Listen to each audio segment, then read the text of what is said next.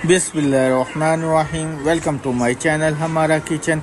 मेरा नाम वकास है। आज मैं आपको पकोड़े बनाना सिखाऊंगा। उससे पहले मैं आपको एक हदीस सुनाता हूँ। नबी करीम सल्लल्लाहु अलैहि वसल्लम ने फरमाया, जो दूसरे के माल को लूटे वो हम में से नहीं। चले आए अब बनाना स्टार्ट करते हैं। मैंने एक बाउल लिया, उसमें आधा किलो बेसन शामिल कर रहा हूँ। अब इसमें मैं मसाले शामिल करूँगा।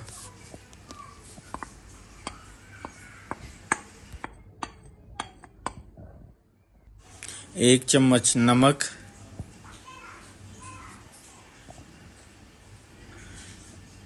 1 चम्मच लाल मिर्च,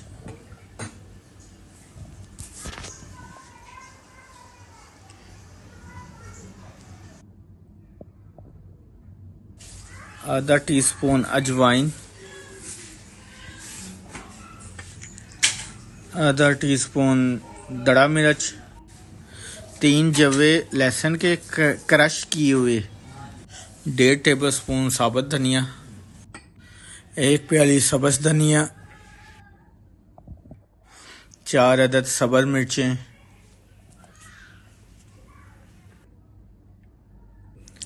कटे हुए प्याज 4 अदद,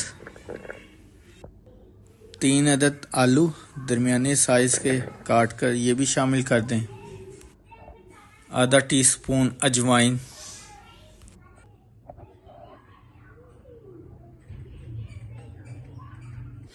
इन मसालों को अच्छी तरह मिक्स कर लें ताकि ये मसाले बेसन में यकजान हो जाएं। आज लाहौर में बारिश हो रही थी तो घर वालों की कहा कि आज पकोड़े खाने को दिल कर रहा है, तो मैं कहा चलें आज पकोड़े बनाते हैं। तो चलें आज इंजॉय करते हैं पकोड़े खाकर।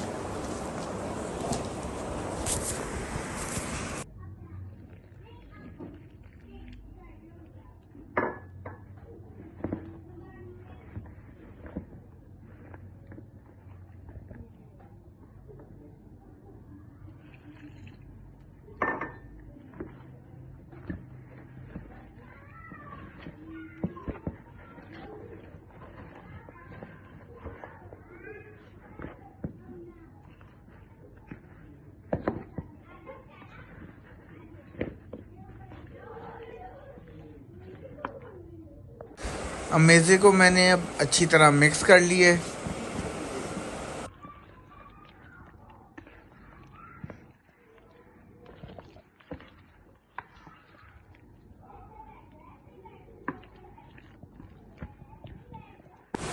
आज मैं सरसों के तेल में पकोड़े बनाऊंगा। इस तेल को पहले मैंने मीठा कर लिया। इस तेल को इतना गर्म करो कि इसका धुआं निकलने लग जाए।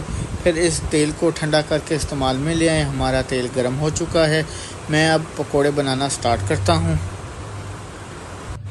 अब मैंने पकोड़े डालना शुरू कर दिए हैं और इनको ज़्यादा तेज़ आंच पर फ्राई नहीं करना, वरना पकोड़े ऊपर से सुरख हो जाएंगे और अंदर से कच्चे रहेंगे।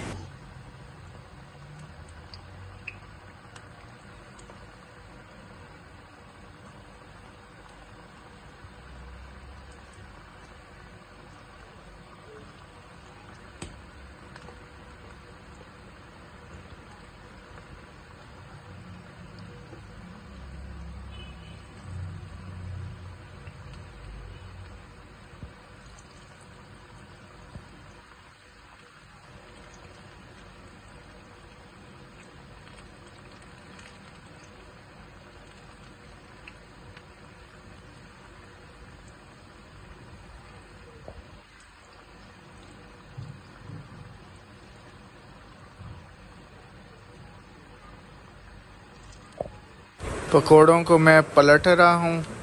नीचे से ये ब्राउन होना शुरू हो गए हैं। जब ये दोनों साइड से ब्राउन हो जाएं तो मैं इनको निकाल लूँगा।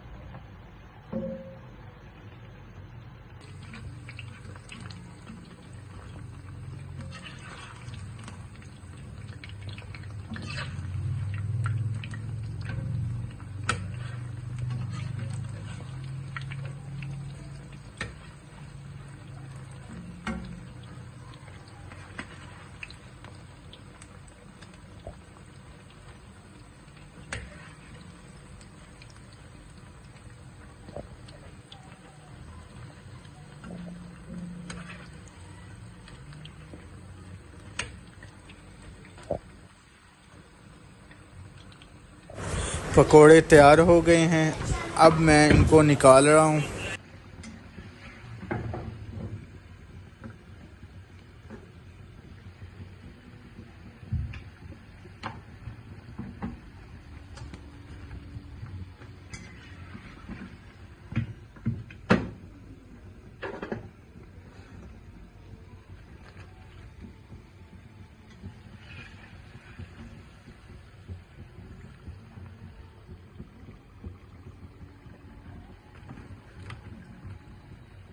जी, अब मैं पूरे पकोड़ों के ऊपर चाट मसाला डाल रहा हूँ, जिससे पकोड़ों का जो जायका है वो बहुत अच्छा हो जाएगा।